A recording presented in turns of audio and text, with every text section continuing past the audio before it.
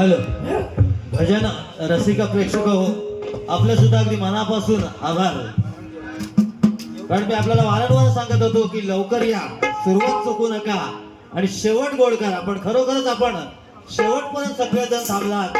खरंच तुमचं पुनश्च या मंडळाच्या वतीने मनापासून आभार. धन्यवाद. हॅलो. असा रुसणं भुगलं कधी नाही,